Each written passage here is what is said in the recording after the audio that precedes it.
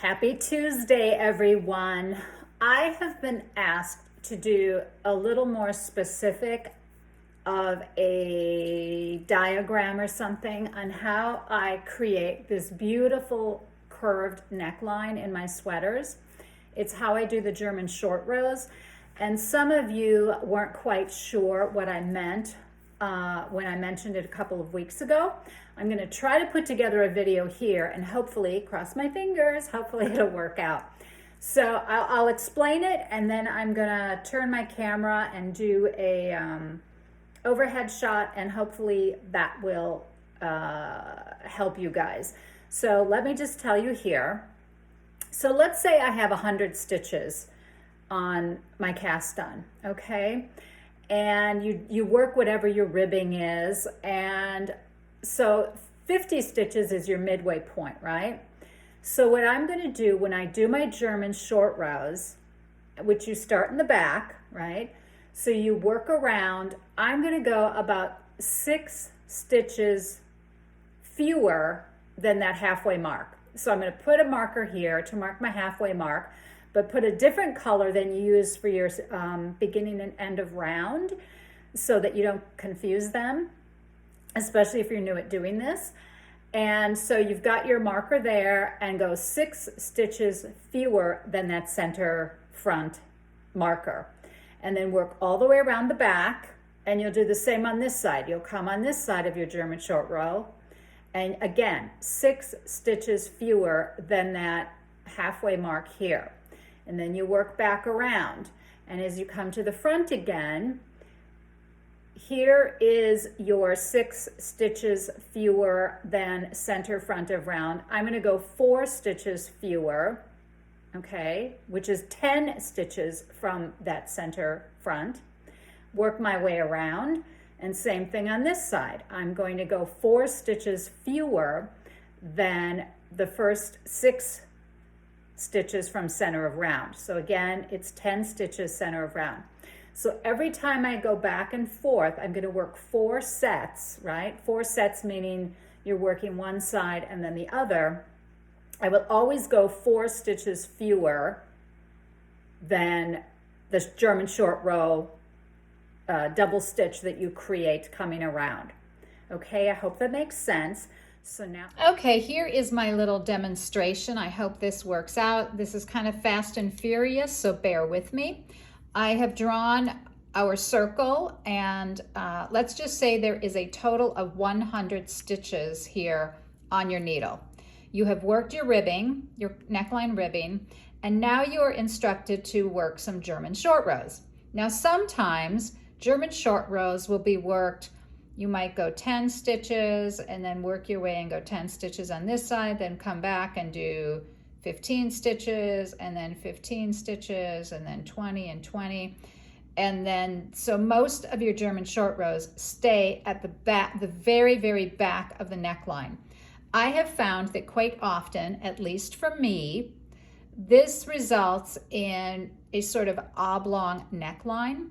Now, if I want my neckline more rounded, I experimented and found that working the German short rows very close to the center front and then decreasing the number of stitches before that center front every time I go around seems to work better. So on my first pass, let's say, okay, you're instructed to do your German short rows, you're at your beginning of round. You are going to knit all the way around towards your center front, stopping 6 stitches before that center front. You will do your German short row turn, creating your double stitch, and now you're going to work back, which is on the purl side of your work. You will pass your beginning of round. Now you need to work the other side of the garment. You are still on the purl side, so you will purl all the way around towards the center front, stopping 6 stitches before center front, making your German short row turn, double stitch, and now you are on the knit side of your work. You're going to knit back to your beginning of round. Now for your second set, and I call it a set for German short rows, right? Because you've got one side and then the other, that completes one set. So your next set of German short rows, you will knit around, stopping 4 stitches before the first German short row double stitch you created. I include that double stitch from the German short row double stitch. I include that stitch as one of the 4 stitches prior to stopping. So I will stop 4 stitches before the very first German short row turn. I will German short row, create my double stitch, and now I'm on my purl side.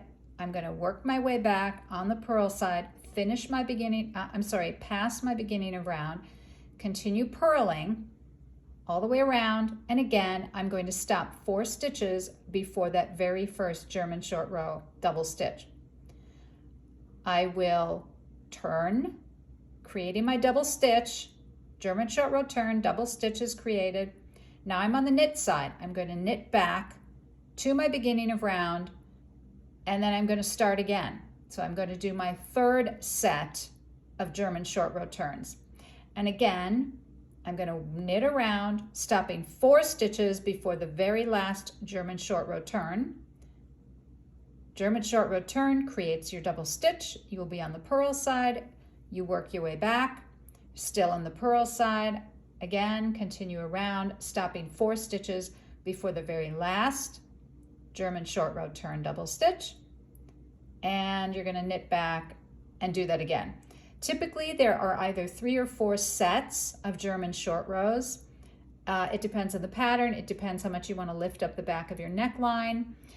But hopefully this gives you a clearer picture of what I do, and I hope that helps. Thanks. Okay, that was my little diagram, very rudimentary, but I hope it makes sense. I am no expert. This is just something that I found that works for me. I know German short rows, quite often they're worked really sticking just to the back of the garment, but I found that the neckline is too oblong. So give my method, and it's not just my method, I'm sure there are other knitters who do this. I'm just telling you the way I have found that it makes these really beautiful curved necklines. They're not quite so oblong shaped. And I really like the aesthetic of that. So give it a try. And again, if you have questions, I'm happy to answer them. Have a great day, and I'll talk to you again. Bye.